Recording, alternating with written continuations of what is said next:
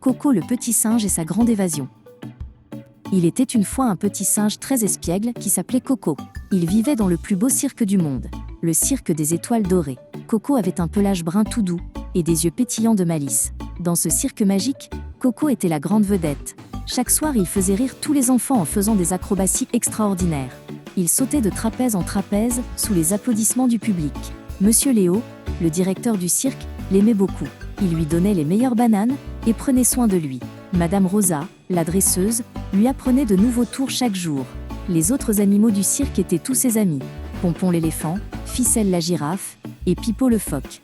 Coco était le singe le plus heureux du monde, dans sa jolie maisonnette décorée d'étoiles dorées. Un matin gris, pendant que tout le monde dormait encore, un homme bizarre s'approcha du cirque. Il portait un manteau noir tout sale et un chapeau qui cachait son visage. Cet homme s'appelait Gripsou le voleur. Gripsou avait entendu parler de Coco partout dans le pays. Ce petit singe lui rapporterait beaucoup d'argent s'il le volait et le vendait. Il se glissa comme une ombre entre les roulottes du cirque. Il avait préparé une cage toute petite et de la nourriture pour endormir Coco. Le pauvre singe dormait paisiblement dans sa maisonnette, rêvant qu'il volait avec les oiseaux. Soudain, une odeur de banane le réveilla. Sans méfiance, il sortit de sa maisonnette. Gripsou referma aussitôt la cage sur lui et s'enfuit dans la nuit avec sa précieuse capture. Gripsou emmena Coco dans sa hideuse maison au fond de la forêt sombre. C'était une vieille bicoque toute pourrie avec des volets cassés et de la mousse verte sur le toit. La cage de Coco était minuscule et sale. Elle sentait la vieille nourriture et il n'y avait qu'un bol d'eau croupie. Gripsou ne donnait à Coco que des restes de pain dur et des légumes pourris. Le voleur criait sur Coco en agitant un bâton, menaçant de ne plus lui donner de nourriture s'il n'obéissait pas. Coco était très triste et pensait à son beau cirque. Il pensait à ses amis et aux enfants qui riaient pendant ses spectacles. Des larmes coulaient sur ses petites joues. Le pauvre Coco passait ses journées à regarder par la fenêtre, enviant la liberté des oiseaux. Après plusieurs jours de captivité, Coco décida qu'il en avait assez. Il était un singe intelligent et il allait s'échapper de cette horrible prison. Il remarqua que Gripsou avait une habitude. Chaque après-midi, il s'endormait dans son fauteuil en ronflant très fort. C'était le moment parfait pour agir. Coco observa attentivement sa cage. Les barreaux étaient vieux et rouillés. Il découvrit qu'un barreau était un peu desserré et pourrait être enlevé avec de la patience. Pendant que Gripsou dormait, Coco travaillait sans bruit. Il tirait sur le barreau, le poussait, le tournait. Ses petites pattes de singe étaient parfaites pour ce genre de travail minutieux. Au bout de 3 jours d'efforts, le barreau bougea enfin. Il réussit à créer une ouverture juste assez grande pour passer. Son cœur battait d'espoir. C'était le moment de s'évader. Le lendemain après-midi, quand Gripsou commença à ronfler, Coco mit son plan à exécution. Il se glissa silencieusement par l'ouverture de sa cage sans faire le moindre bruit. Une fois libre dans la maison, il chercha un moyen de sortir. La porte était fermée à clé et les fenêtres étaient trop hautes pour lui. Soudain, Coco aperçut la cheminée. Comme il était petit et agile, il pourrait sûrement grimper dedans pour atteindre le toit. Il escalada les pierres noires malgré la difficulté. Enfin, il arriva en haut et sortit par le toit. L'air frais lui fit du bien après tous ces jours enfermés. Il sauta du toit sur un arbre, mais une tuile tomba en faisant du bruit. Gripsou se réveilla en sursaut, découvrit la cage vide et devint rouge de colère. Il sortit en courant de sa maison pour attraper le singe fuyard. La course-poursuite commençait dans la forêt. Coco sautait d'arbre en arbre aussi vite qu'il pouvait. Derrière lui, il entendait Gripsou qui courait en criant qu'il allait le rattraper. La forêt était grande et sombre. Coco ne savait pas où il était ni comment rentrer au cirque. Mais il continuait à fuir, car il ne voulait surtout pas retourner dans cette horrible cage. Soudain, il entendit un bruit d'eau qui coulait. C'était une rivière!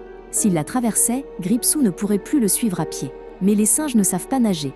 Heureusement, Coco aperçut un tronc d'arbre qui flottait sur l'eau. Il sauta dessus courageusement et se laissa porter par le courant. Gripsou criait depuis la berge, mais Coco dérivait déjà loin de lui.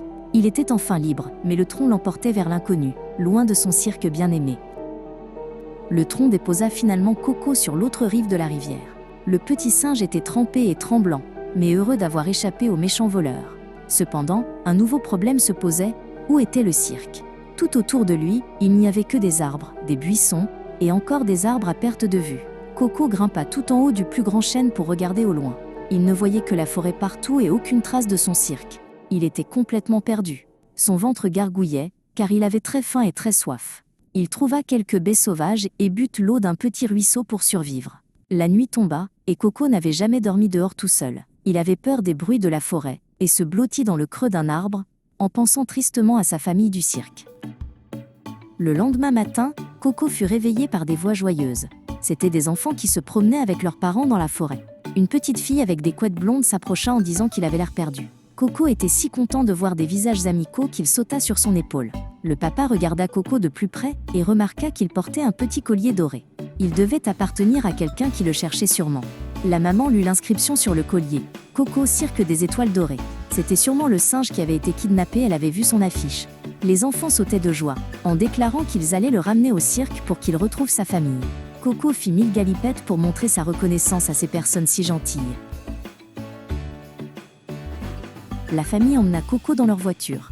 Par la fenêtre, le petit singe regardait défiler le paysage, le cœur battant d'impatience. Enfin, au loin, il aperçut les couleurs vives du cirque. Les tentes rayées rouge et blanc, les drapeaux qui flottaient au vent, et la grande roue qui brillait au soleil. Quand la voiture s'arrêta devant le cirque, Monsieur Léo sortit de sa roulotte. En voyant Coco, il eut les larmes aux yeux et serra son petit champion dans ses bras. Madame Rosa accourut aussi, suivie de tous les animaux du cirque. Pompon barrit de joie, Ficelle tendit son long cou pour faire un câlin, et Pipo applaudit avec ses nageoires. Les artistes du cirque pleuraient de bonheur. Ils avaient organisé des recherches dans toute la région pour retrouver Coco. Le petit singe était enfin rentré chez lui, dans sa vraie famille. Le soir même, le Cirque des Étoiles Dorées organisa le plus grand spectacle de son histoire pour célébrer le retour de Coco. Coco fit des numéros extraordinaires. Il sauta plus haut que jamais, fit plus de pirouettes que d'habitude, et inventa même de nouveaux tours pour remercier le public. Dans les gradins, la gentille famille qui l'avait aidé applaudissait très fort. Coco leur fit un clin d'œil spécial pour les remercier de leur bonté. À la fin du spectacle, Monsieur Léo prit la parole pour dire que Coco était un héros très courageux. Tout le public applaudit son petit champion. Cette nuit-là, dans sa jolie maisonnette, Coco réfléchit à son aventure. Il avait appris qu'il y a des méchantes personnes comme Gripsou, mais aussi beaucoup de gens gentils. Désormais, une alarme protégerait le cirque, et Coco savait à quel point il était aimé par sa vraie famille.